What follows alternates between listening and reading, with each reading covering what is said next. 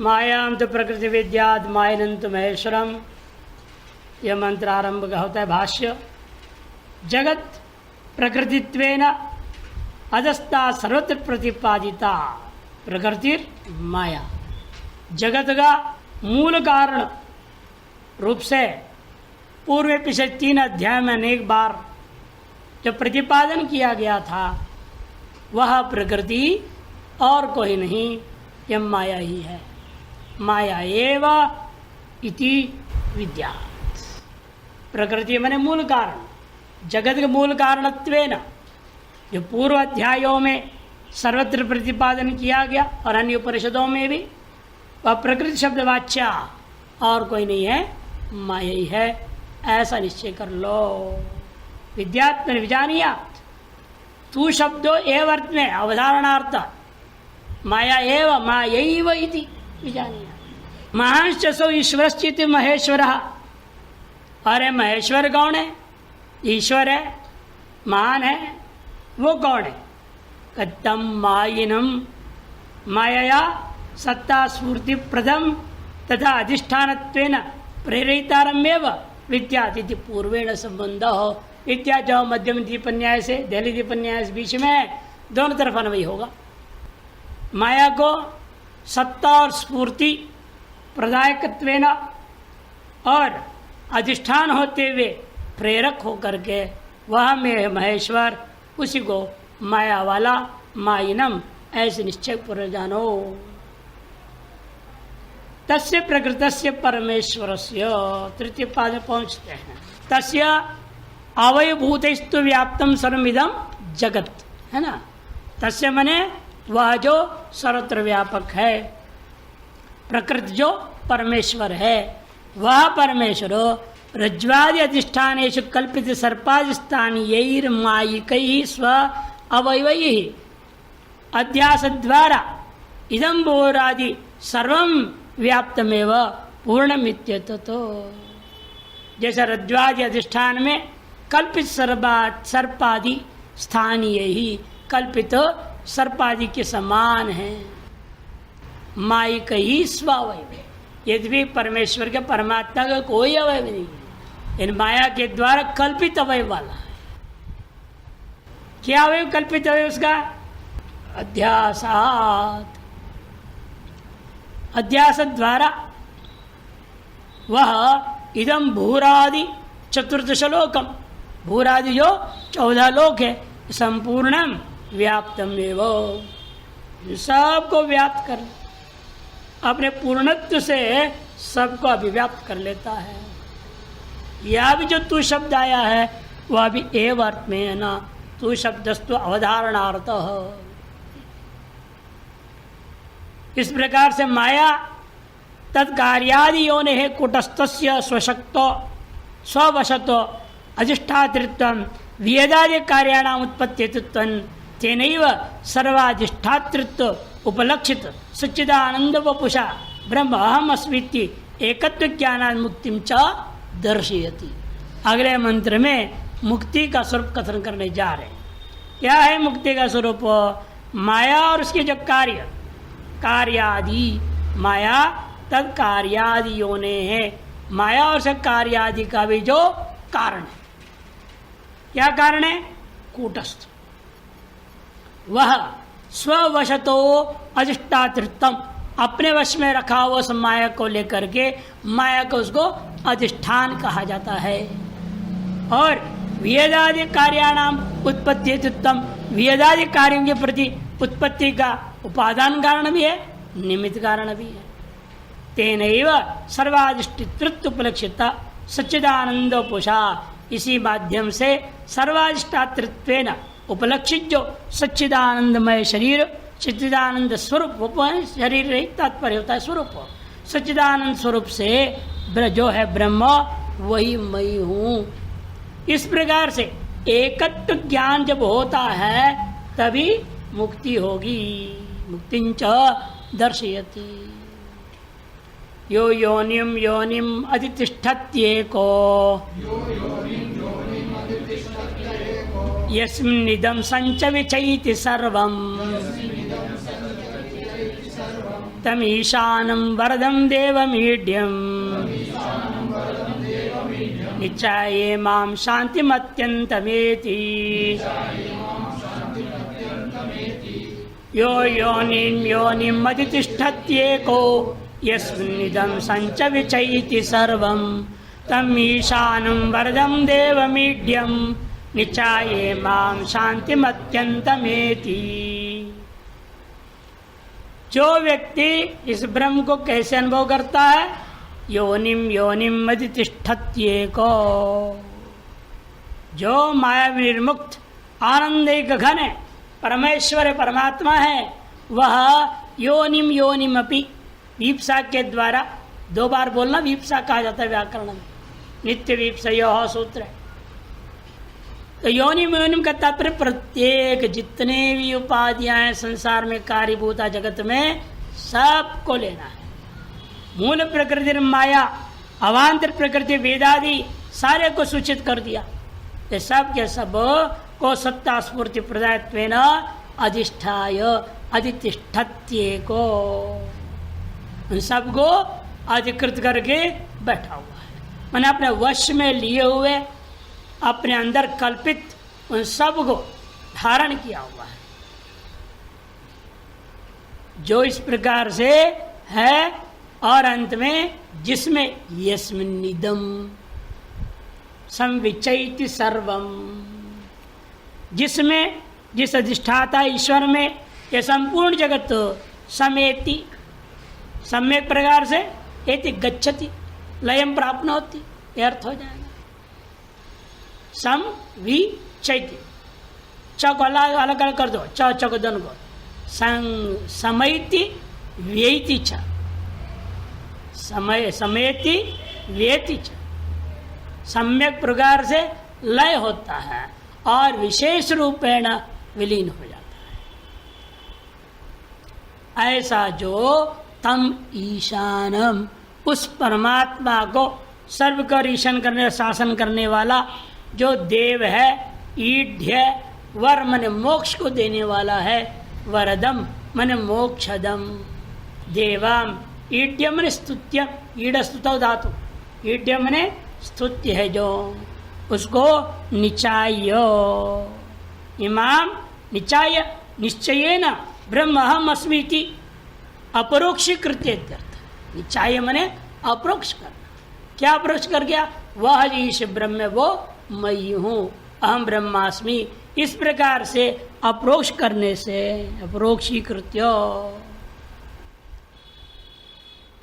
इमाम शांतिम अत्यंतम, इमाम अत्यंतम एव शांतिम एति, आत्यंतिक शांति को प्राप्त कर लेता है। जैसे रोज शांति को प्राप्त करता है जब सोता है, लेकिन वह आत्यंतिक की शांति नहीं है। कई बार तो सोया हुआ क्या बेचारा लेटा लेटा ही रह जाता है, रात भर भी तनाव में ही चलता है, नींद ही नहीं है। गोली लेता है, ये करता है, खटपट करता है, रात भर कोशिश करता है, नहीं होता है तो धज गुस्सा हो करके जाओ नहीं सोएंगे बोल के अपने नहाने धोने लग जाता है, नहा धो लेता है, बाद में बढ़िया नींद आती है। विचित्र संसार है। देखो, जब नींद चाहा तब नहीं आएगी, जब नहीं चाहता नहा धो पूजा पाठ करने बैठूंगा वहां नींद आएगी। वैसे शांति हमें नहीं चाहिए, इसलिए अत्यंतम शांतिम एति, आत्यंतिक शांति, जिसे बीच में अवान्तर में बाद में कहीं भी नचग्रस्तम अनंतरम कहा है ना, इसीलिए नचग्रस्तम अनंतरम, दोबारा ग्रस्त होता नहीं दुख, एक बार आया और गया सो गया, हमेशा के लिए गया। स्व शब्द की व्याख्या करते हुए कहा ना, स्वर्ग शब्द का स्वपदास्पदम, क्या कहा था? यन्न वेद न, क्या था? यन्न दुखेन संभिन्नम, यन्न दुखेन संभिन्नम न च ग्रस्तम अनंतरम अभिलाषो पुनीतंच तत्सुखम स्वपदास्पदम।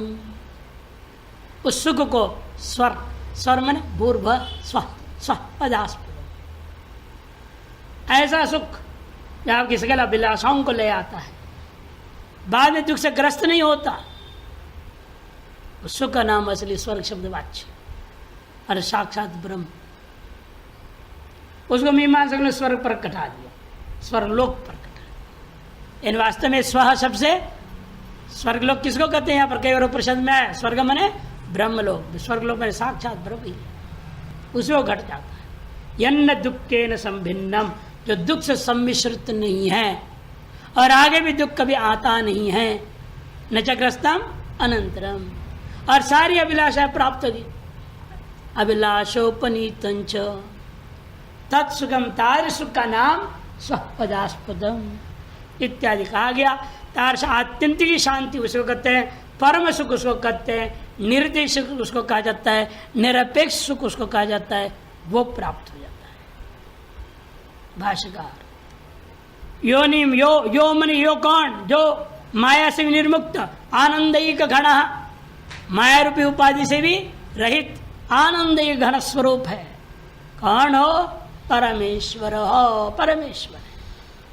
योनिम योनिमिति वीप्सया, देखो ईप्सा के द्वारा मूल प्रकृति सहित माया के अवान्तर जितनी प्रकृतियां हैं, वेदाध्यक्ष कार्य है, सब के सब ब्रह्मांड को ही सूचिता ता प्रकृति ही, और सारी प्रकृति शब्द वाच्य कार्य कारण भाव वो कैसे हैं?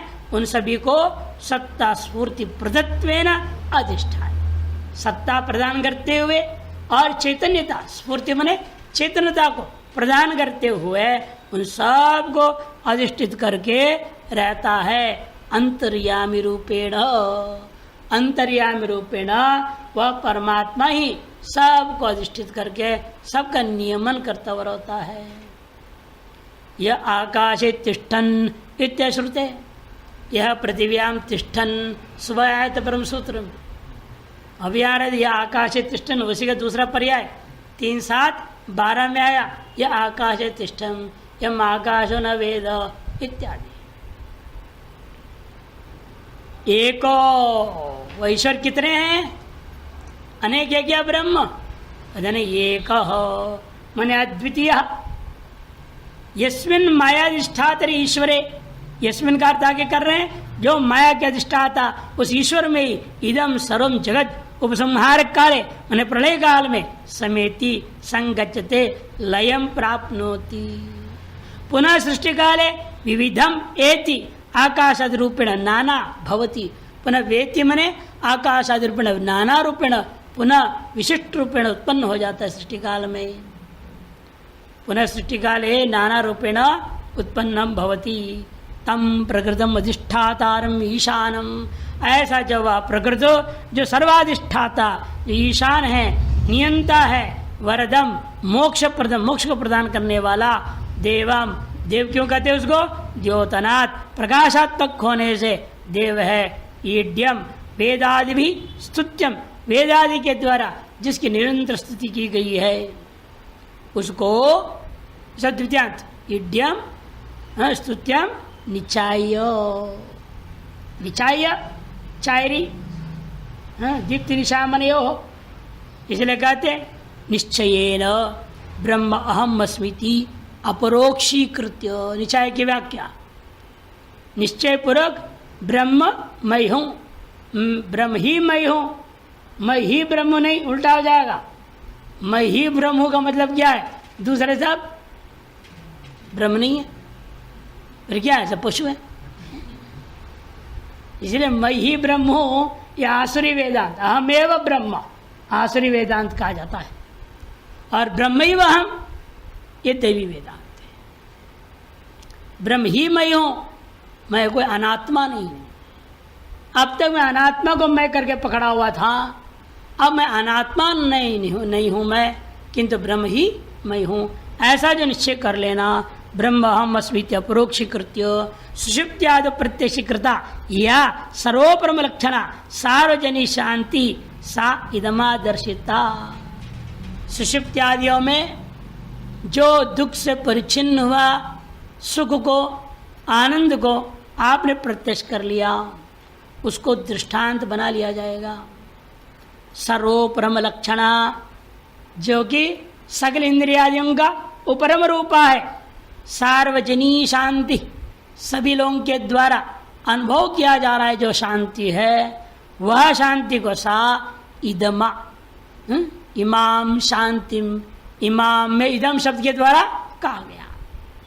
ताम प्रसिद्धाम इमाम शांतिम, वह यह जो प्रसिद्ध यह शांति को सर्व दुख निर्मुक्त सुखैकतान स्वरूपाम मुक्तिमित्यावत, सर्व दुख से निर्मुक्त सुख एकमात्र ही निरंतर विस्तार अनुभव में आता रहता है, ऐसा आनंद स्वरूप मुक्ति को यहाँ पर कह दिया इमाम शांतिम। यह कैसे पता चला शांति से मुक्ति को लिया जाए? अत्यंतम विशेषण दे दिया गया। गुरुपदिष्ट कैसे होता है, लेकिन वही लाते, बिना गुरु का कुछ नहीं होने वाला। गुरुपदिष्ट तत्वमादि वाक्य जन्य सुतत्व ज्ञानेन अविद्या तत्कार्यादि विश्व माया विनिवृत्त्या अत्यंतम पुनरावृत्ति रहितम यथा भवति तथा एति एक रसो भवति इत्येतात्, मुक्त हो जाता है। गुरु के उपदेश के द्वारा जान लिया, तत्व आदि पदार्थों का विवेक कर लिया, विवेक से जन्य उस विशिष्ट सुतत्व ज्ञान के द्वारा अविद्या से कार्य समग्र जो विश्व है उसे कारणभूत माया सहित निवृत्त होने पर आत्यंतिक शांति प्राप्ति होती है। आत्यंतिक शांति का तात्पर्य यह है, आत्यंतिकता का मतलब यह है पुनर्जन्म का न होना, पुनरावृत्ति रहितम, यथा प्राप्नोति तथा एति एक रसो भवति, वैसा वह एक रसता अखंडैकाकार रूपता को प्राप्त कर लेता है। सूत्रात्मानं प्रति अविरतम अभिमुखतया वीक्षन्तम परमेश्वरम प्रत्यखंडित तत्वज्ञानम सिद्धये प्रार्थना माह। लेकिन जो लोग एतार्श निर्गुण निराकार ब्रह्म चिंतन करने में समर्थ नहीं है, जिनकी बुद्धि सूत्रात्मा, अंतर्यामी आत्मा, विराट आत्मा, ईश्वर आदि, ये इंद्र, हनुमान आदि देवता, सीताराम, इन्हें राधा कृष्ण, ये सब लोग हैं, बहुत सारे देवी देवता, इन्हीं में मन लगा हुआ है, इन्हें छोड़ नहीं सकते, वो कैसे मुक्ति पाएंगे? सूत्रात्मान प्रति अविरत, अविरत है, विरक्त नहीं हो रहे। सूत्रात्मा मान ईश्वर, विभिन्न प्रकार के ईश्वरों से वैराग्य नहीं हो रहा है, उपास्य उपासक भाव भेद पूर्वक उन ईश्वरों को मान के चल रहा है। अभिमुखतया वीक्षंतम, उनके ओर अभिमुख होता हुआ सदा उन्हीं के दर्शन मनन श्रवण श्रवण इत्यादि में लगा, नवदा भक्ति में लगा रहता है।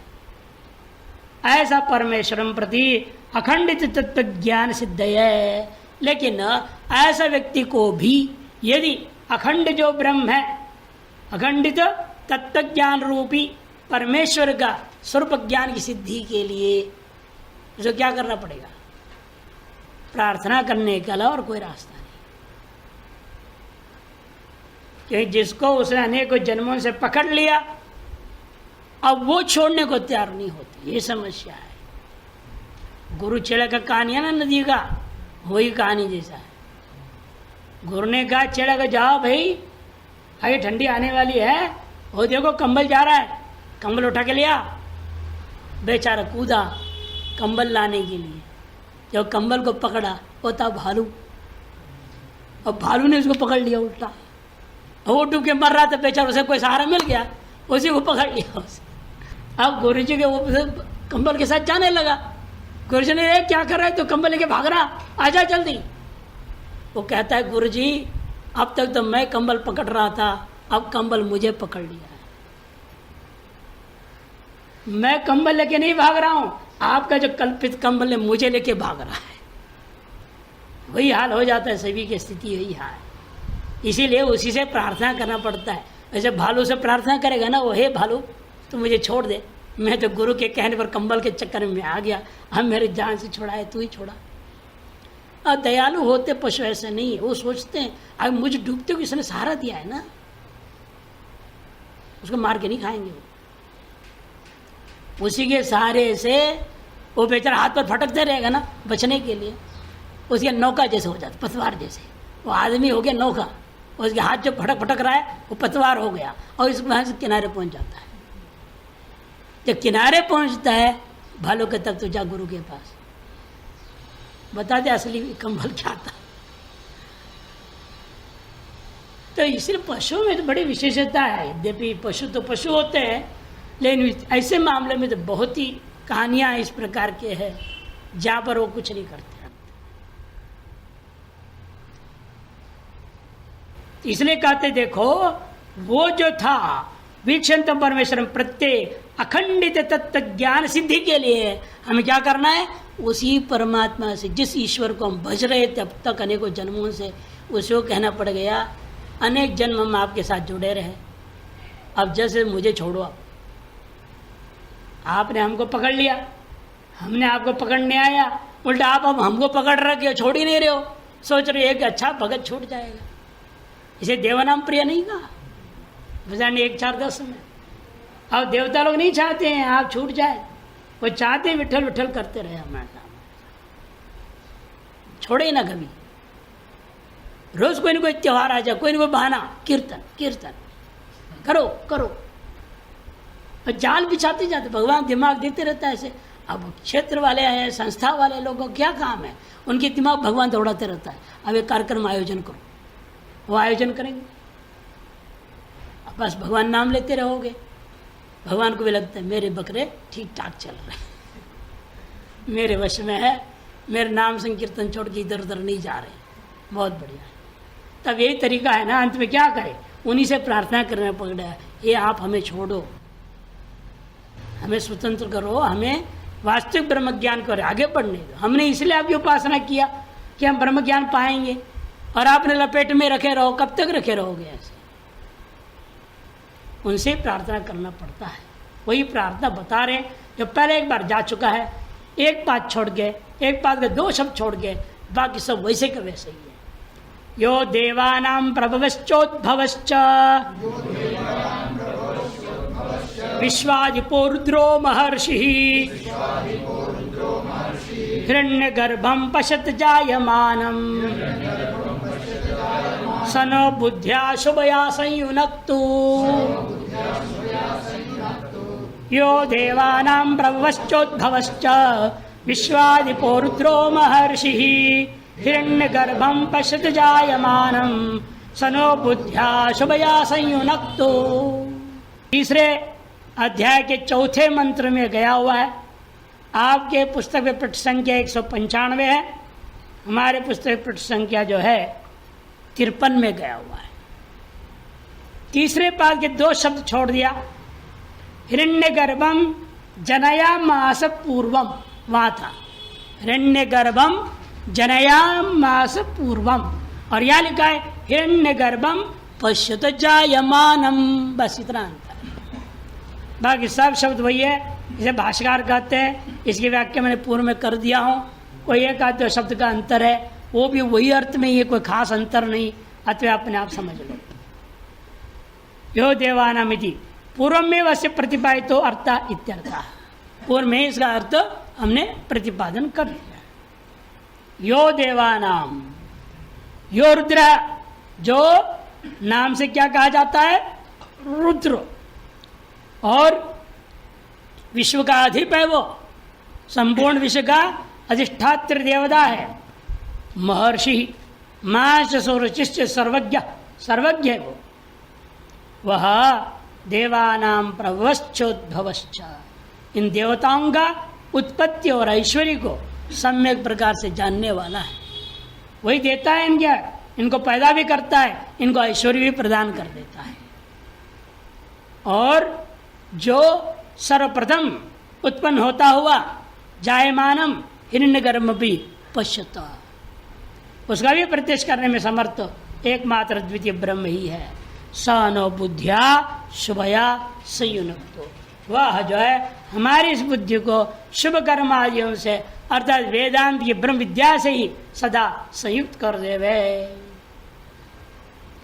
ब्रह्म प्रमुखाणाम देवानाम स्वामिता आकाशादि लोकाश्रितम प्रमात्रादीनांच नियंत्रितम बुद्धि शुद्धि द्वारा सम्यक ज्ञान सिद्ध्यर्थम मुमुक्षु भी प्रार्थ्यमानत्तंच परमेश्वर से आहा यो देवानाम अधिपति। अगले मंत्र की अवतरणिका दे रहे हैं। ब्रह्मा से आरंभ करके ब्रह्म प्रमुख देवानाम स्वामिताम आकाशादि लोकाश्रित पंच, उन सभी का स्वामिता जिस ईश्वर में है, जिस ब्रह्म में है, ब्रह्मा से लेकर कीट पर्यंत सकल देवी देवता मनुष्य आदि सबका स्वामी जो है। और कैसा है वो? आकाशादि लोक नाम आश्रयत्वम, आकाशादि सकल लोक का अधिष्ठान है जो।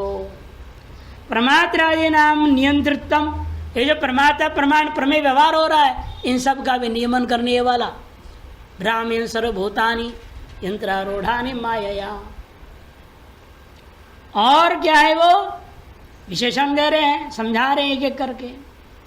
बुद्धि शुद्धि द्वारा सम्यक ज्ञान सिद्ध्यर्थम मोक्ष प्रार्थ्यमान तंच परमेश्वर से आहा यो देवानाम अधिपति।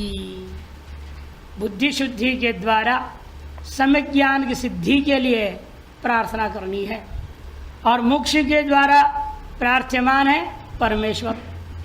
उसके स्वरूप का वर्णन करने पहले यो देवानाम अधिप इत्यादि से। यो देवानाम अधिपो यस्मिन् लोका अधिश्रिताः य ईशे अस्य द्विपदश्चतुष्पदः कस्मै देवाय हविषा विधेम। यो देवानाम अधिपो यस्मिन् लोका अधिश्रिताः य ईशे अस्य द्विपदश्चतुष्पदः कस्मै देवाय हविषा विधेम। यो देवानाम अधिपः यस्मिन् लोका अधिश्रितः और ये ईशे अस्य द्विपदश्चतुष्पदः, जो ये दो पैर वाले मनुष्य, चार पैर वाले पशु, बिना पैर वाले जड़ सब पर ईष्टे। ईष्टे का ईशे हो गया है, ईष्टे है। ईशा ईश्वरी धातु तो आत्मनिपद प्रत्यय आया क्या होता है? धातु धातु बचा दिया, ईश धातु रह गया, ईश है, पत्ता लोप हो गया।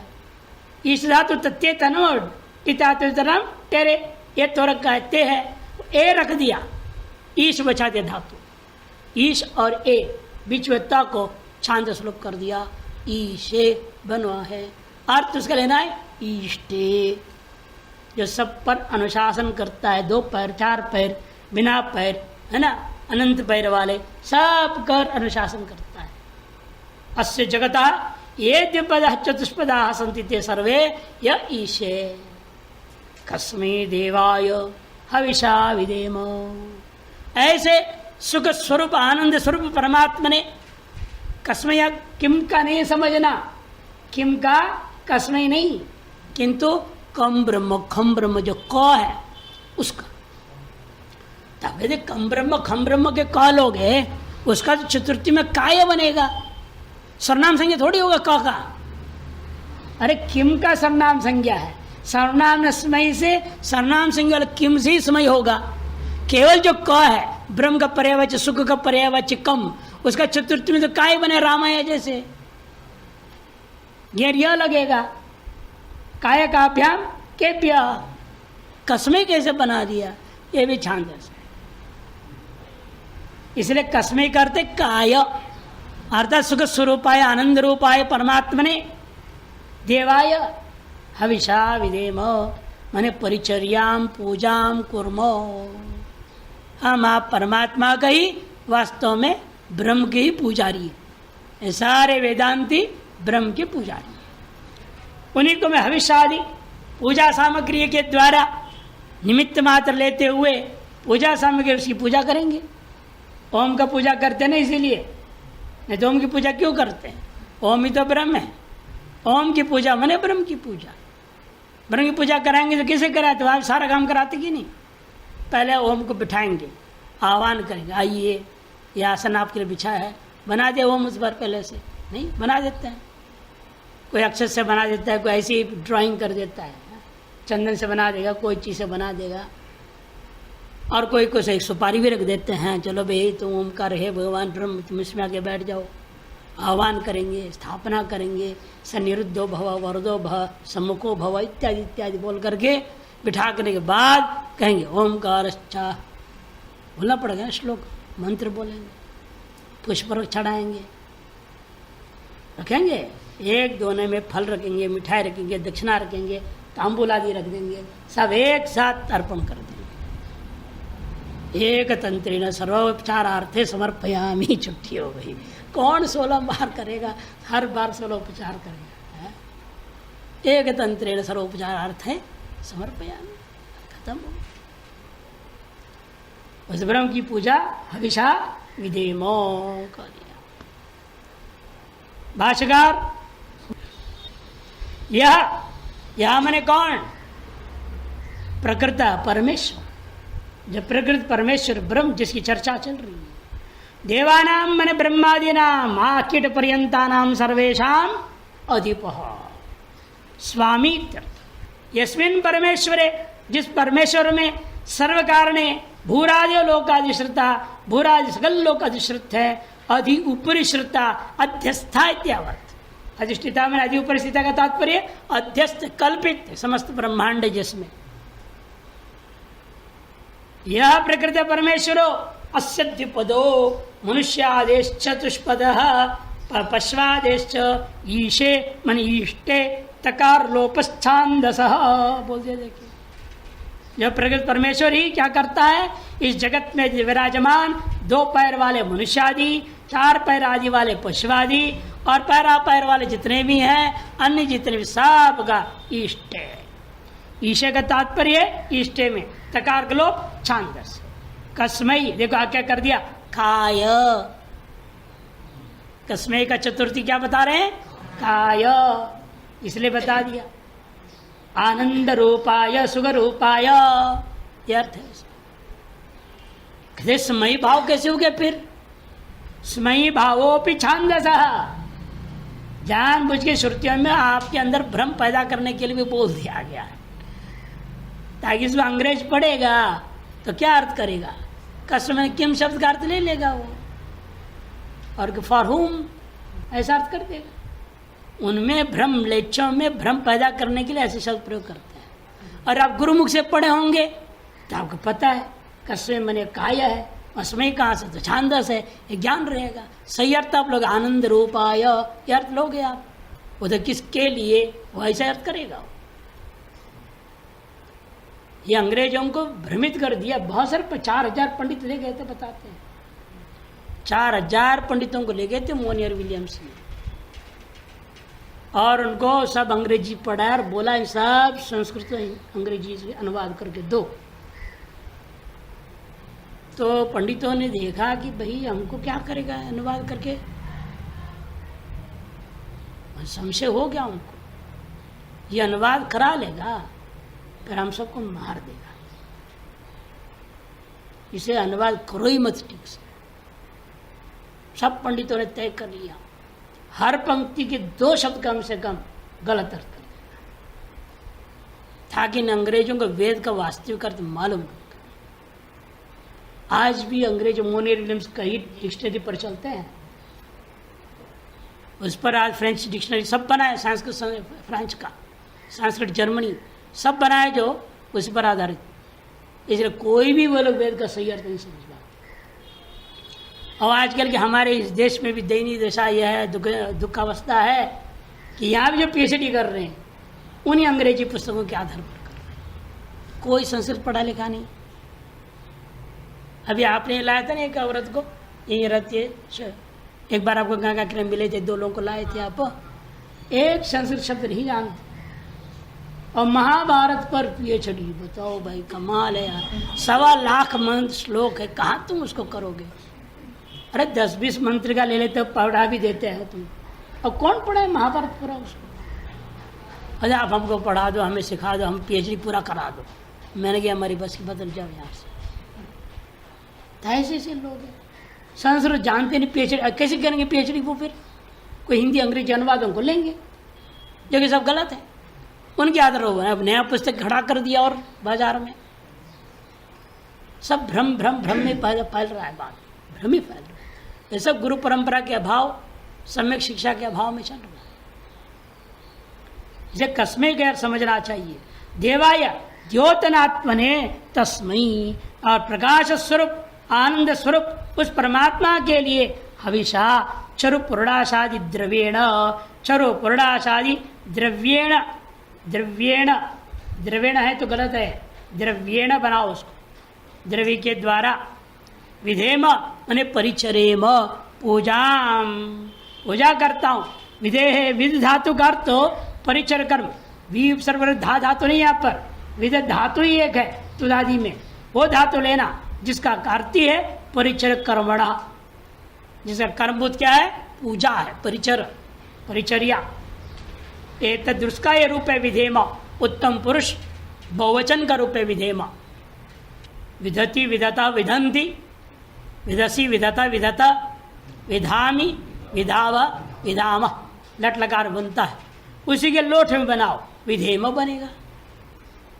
अच्छा, अब अगला मंत्र के अवतरण का, परस्यति सूक्ष्मत्वम जगत चक्रे साक्षित्व अवसितत्वम, पर का अति सूक्ष्मत्व है, जगत चक्र में साक्षित्व अवस्थित है, निखिल जगत सृष्टित्व, संपूर्ण सृष्टा है, सर्वात्मक है, तत्तादात्म्य जो तादात्म्यात् तत्तादात्म्यात् जनानाम मुक्तिश्च, और इसी तादात्म्य होने से इन जीवों को मुक्ति प्राप्त होती है।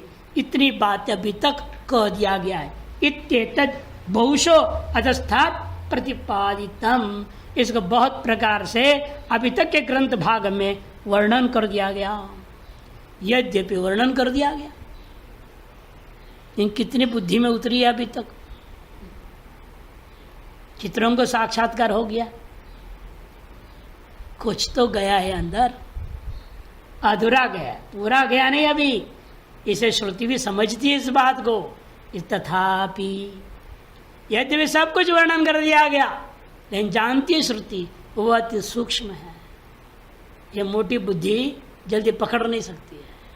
इसलिए दोबारा बुद्धि सौकर्यार्थम पुनरप्याह, आपके बुद्धि को अनायास बोध कराने के लिए, सुकृतापूर्वक बोध हो जावे, अनायास बोध हो जावे, इसके लिए पुनर् बार बार अनेक प्रकार से शब्द भेद पूर्वक कथन करती रहती है श्रुति।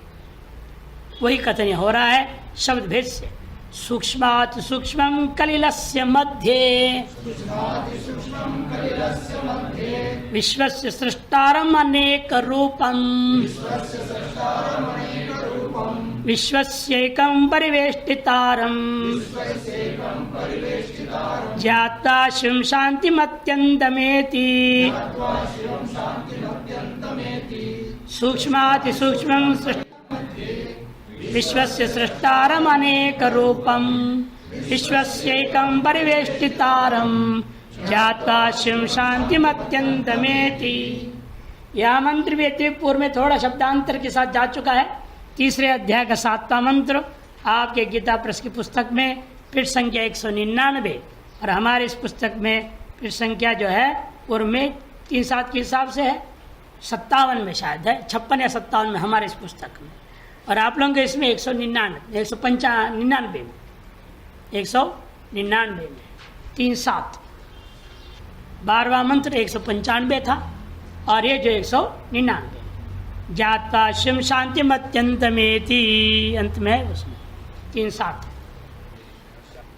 कुछ है अंदर ना, है ना, नहीं 3-7 में ही है, 3-7 में विश्वस्येकं परिवेष्टितारम् ईशन्तं ज्ञात्वा अमृता भवन्ति ज्ञात्वा शिव शांतिमत्यंतमेति। तो थोड़ा अंतर है, लेकिन वो सब शब्द वही आ रहा है। विश्वस्य सृष्टारम् अनेक रूपम, ना विश्वस्य एकम परिवेष्टितारम, वो सब तीसरी पाद और समान है, थोड़े अंतर के साथ शब्द के साथ बोल रहे हैं, लगभग वही आ रहे हैं। जो अंतर है वो अंतर पहला पाद में विशेष फर्क है, बाकी पादों का अर्थ वही है, शब्द भले ही अंतर है, शब्दों में थोड़ा अंतर है, लेकिन 3 पाद का अर्थ वही है। इसे 3 पाद का भाष्य नहीं करेंगे यहाँ पर, केवल पहला पाद का भाष्य करेंगे। सूक्ष्माति सूक्ष्मम, वह सबके बुद्धि में 1 बार 2 बार 3 बार मात्र सुनने से प्रविष्ट नहीं होता है, बुद्धि में उतरती नहीं बात, है ना, अनुभव में आता नहीं। कारण क्या है? वह ब्रह्म तत्व सूक्ष्माति सूक्ष्मम। इसलिए 1 2 4 बार सुनने से यदि नहीं समझ में आ रहा तो घबराना नहीं, इतना समझ लेना हमारी बुद्धि मोटी है, बस इतनी है। और पतली कैसे हो करो, दृश्या त्वग्रया बुद्धिया सूक्ष्मया सूक्ष्मदर्शी भी। और सूक्ष्मीकरण प्रक्रिया को अपनाओ, घबराने की जरूरत नहीं। अरे हमको नहीं होगा, ये जन्म बेकार जाएगा, अरे काय को रोता है, रोने की कोई जरूरत नहीं। बस बुद्धि को सूक्ष्म करने के लिए थोड़ा न्याय पढ़ लो, थोड़ी मीमांसा पढ़ो। ये सब इसलिए बनाया गया, बुद्धि को सूक्ष्म करने के लिए। ये सब सानी के पत्थर के ऊपर जैसे तलवार को तेज करते हैं ना, वैसे है। सब दर्शन व्याकरण से दर्शन जितने भी है ये सानी के पत्थर जैसे, और आपकी बुद्धि जो मंड चाकू जैसे हो रखा है, गोल हो रखा है।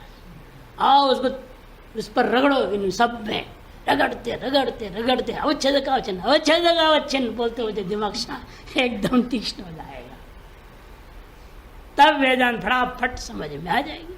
फिर लघु प्रस्थांत रहेगी, आपके लिए बृहद प्रस्थांत बच्चों का खेल बन जाएगा। बुद्धि को सूक्ष्म करने की प्रक्रिया अपनाओ। दृश्य तो अग्रया बुद्धिया सूक्ष्मया कह दिया है ना, नहीं समझ में आ रही तो स्वीकार करो, मोटी बुद्धि है, क्या फर्क पड़ता है। सूक्ष्म करने की प्रक्रिया अपनाया जाए, कुछ अनुष्ठान, कुछ उपासना, कुछ जप तप व्रत, सब खिचड़ी पकाओ, वहां खिचड़ी बन जाए तो काम बन जाएगा। सूक्ष्माति सूक्ष्ममिति पृथिव्यादि अव्याकृतांतम, इसलिए का मंत्रार्थ चल रहा था कलिलस्य मध्य। कलिल शब्द का यहाँ भाष्यकार अलग अर्थ करेंगे, लेकिन इसी उपनिषद का टीका है शंकरानंदी टीका, वो अलग करते हैं। वो प्रसिद्ध लेते गर्भोपनिषद के आधार पर लेते हैं। कलिल बुध फेन बोला जाता है, अवस्थाएं गर्भ की। जब स्त्री के गर्भ में पुरुष वीर्य डालता है, स्त्री का जो रज है वो भी उसके गर्भ में जाके सम्मिश्रित हो जाता है। उसके बाद में 8 महीने तक उसका मासिक धर्म होता नहीं, और रज पूरा अंदर ही जाते रहता है, बाहर नहीं निकलता, अंदर ही जाए गर्भ में, और बच्चे का शरीर को बनने में वो उपादान कारण बन कार्य बनते रहता है। अब वो जो प्रथम बार रज अंदर गया और वीर्य भी अंदर गया, दोनों का सम्मिश्रण हुआ, वो जो उस समय अंग्रेजी भाषा में कहा जाए एसिडिक रिएक्शन होता है।